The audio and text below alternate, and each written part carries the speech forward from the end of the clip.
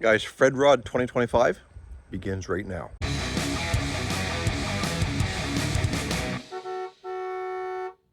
I told you, Jolene, I should have put in your Bugatti the 4-liter.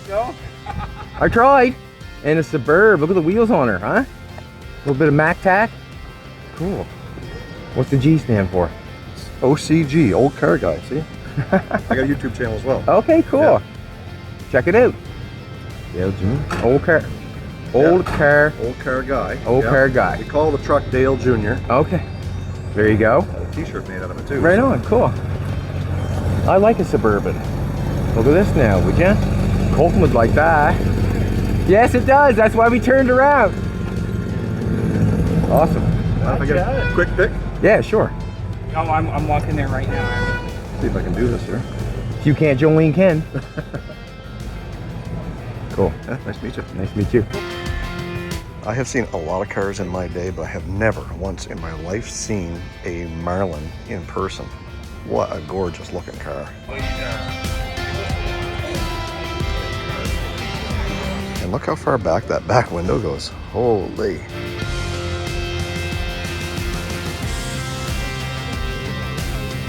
I like that. I'm all about 90s trucks, boys, and this thing here is clean, clean, clean. I like that. Tonneau cover. It's an XLT Lariat, so it's like a top trim line. This one's a 91.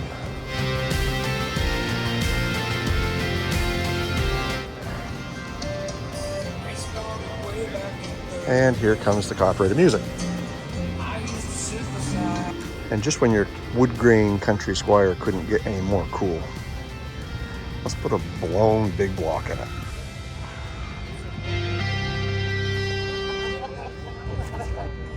Now, I'm not a big AC Cobra guy. I like them, they're pretty cool. And I couldn't tell you the difference between a real one and a fake one. But according to the sheet on the window, it's a 67 with a 302. And it's labeled as an AC Cobra. What do you guys think? Let me know in the comments down below. What's the difference between a kit car and a real one? Here's one Dalton will be proud of. 77 Ranchero with quad headlights.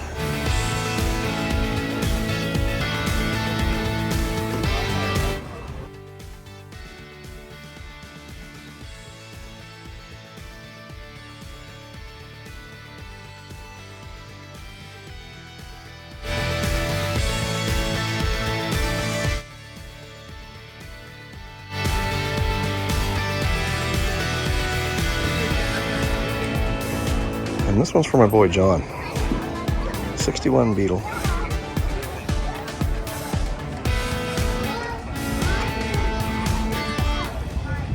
I'd say she's tuned a bit.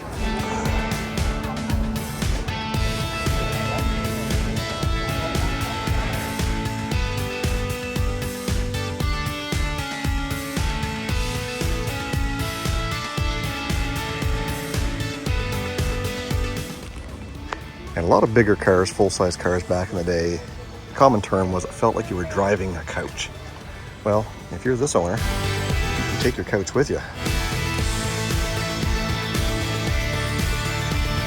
That's pretty cool. Guys, I love the General Lee just as much as the next guy. But if you're gonna do it, I mean, you probably should use the proper years. 68 and 9, that's it.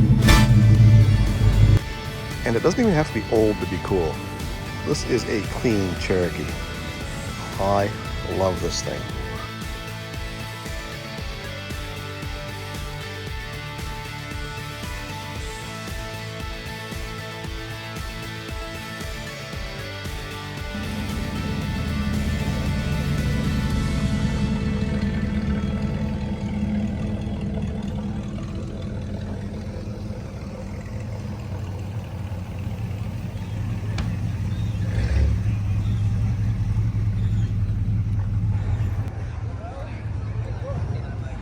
Here's a car I've never seen before. Why? Well, it's not from Canada or the US. It's a right-hand drive Ford Fairmont, 93, I guess, and looking like a 302. I could be wrong, but man, What a beautiful car.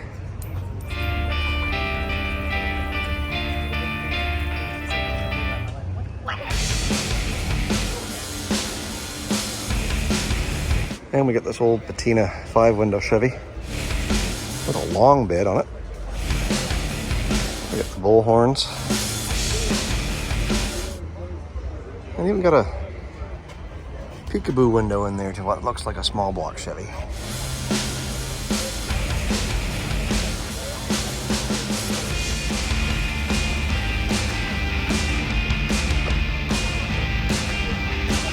And another beautiful Rambler. Man, I don't think I've ever seen so many AMCs or this era of car in one place. A really good looking car, even for a crew cab.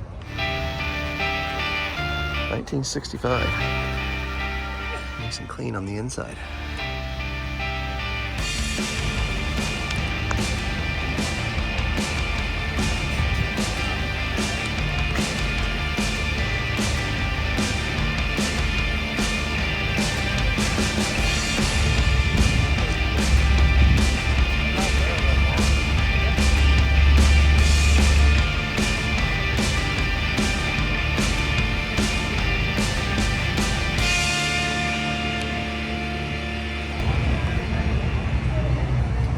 '61 Impala. She's sitting on the ground. Nice big step-in trunk.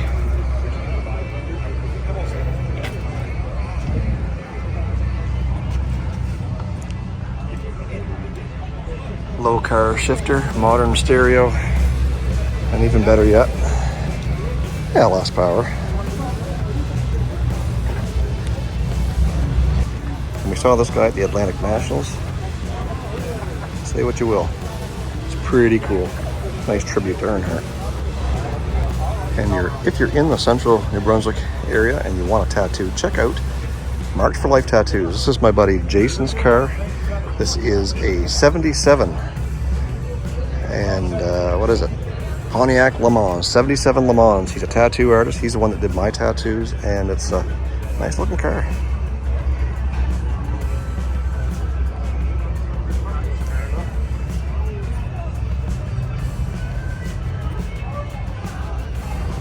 Here we have Dodge's Answer, the Ranchero and the El Camino, but in a K-car version. This is the Rampage 82. Nice little car.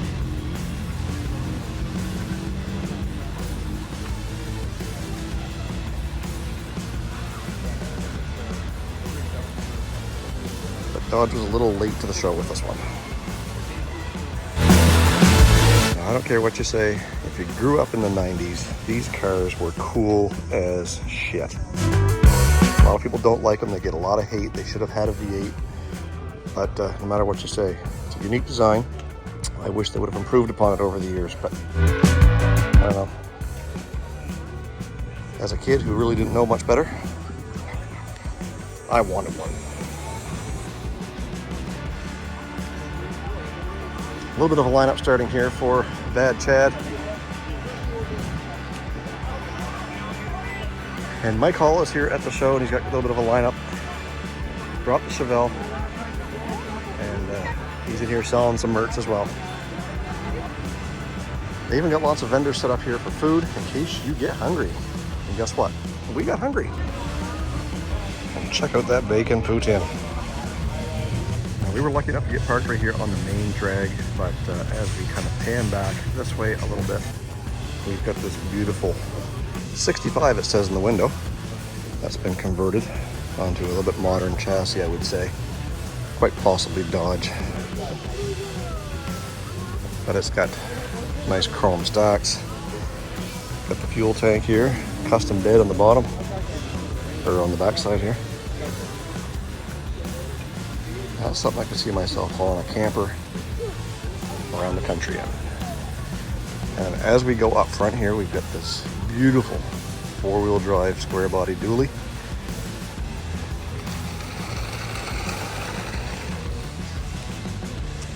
Looks familiar.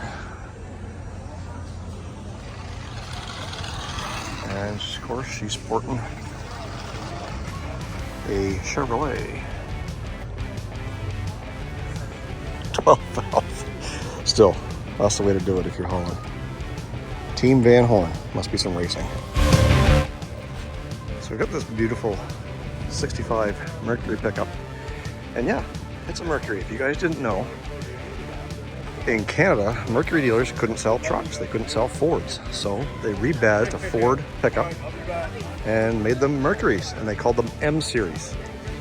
Much like the Dodge and Fargo situation, in Canada only, you could get a Mercury pickup. So normally, Jeeps do not catch my eye, but he has the hood up. And I just happened to walk over and I saw a red tube sticking out. And that looks like a 4BT. And then I saw that. Oh no, you got tons of corn. And I'm impressed. And we got a topless Bronco. Nice looking truck. My mom and dad had one of these things back in 1990, bought it brand new. And although I like the Bronco, that particular one was the worst piece of junk they ever owned. Long story short, come to find out it had a different gear ratio in the front axle than it did rear. And there's another early's first gen. And here's an old Dodge van, or should I say Fargo van, converted into a pickup. Back to what I was saying earlier about the Mercuries, this is a perfect example. 1966 Dodge Fargo van truck thing. Can you imagine slamming on the brakes so hard that that thing tipped up forward? Must be light in the back end.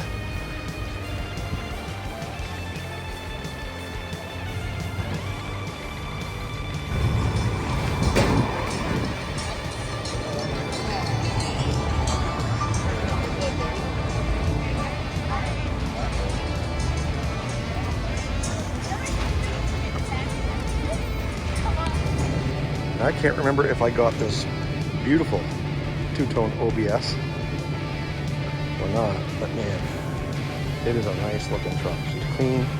Looks like it's got a 454 in it. Oh, you guys tell me. 1990, same as Dale Jr. Pretty cool. And for all you die-hard Pontiac guys, here's a beautiful looking Le Mans. I believe it's a 69. No, it's a 71. And it's for sale. $67,000. There's the phone number. And that's Canadian dollars, folks. If you're watching this and you're from the States, it's very easy to export.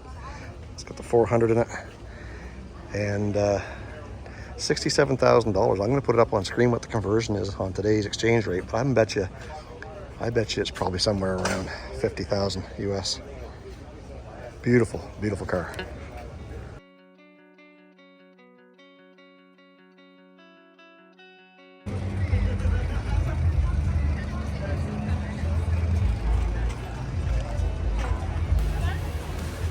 Well, that's not stock. So guys, I hope you enjoyed FredRod 2025 in Fredericton, New Brunswick, Canada. It's on the East Coast. Only about an hour and a half's drive from the US border. If you ever have a chance to make it there, I encourage you to do so. Lots of great cars, as you see. Lots of entertaining guests. I had a good time meeting up with everybody and those who came up and approached me, recognizing me from right here on YouTube and Facebook and Instagram and all that stuff. So thank you guys very much. If you want to support the channel in more ways than just watching these videos, make sure you check out the first link in the description box down below where you can buy your very own Olde Carr Guy merch. Beer koozies, hats, hoodies, t-shirts of all sorts of stuff like Got Gas, Follow Me. We got the Heinz designs with the ketchup, mustard, relish. I really love those. You saw me wearing the yellow one in this video. And also don't forget to like this video and make sure you're subscribed to Olde Carr Guy. We're on a quest for 50,000 subscribers and we're just about to crest 40 right now. So by the end of 2025, we hope to see 50. I can't do that without you. It's free. Hit the subscribe button. Stay focused on the windshield, not the rearview mirror. I love you guys. God bless. Let's do it again in the next video.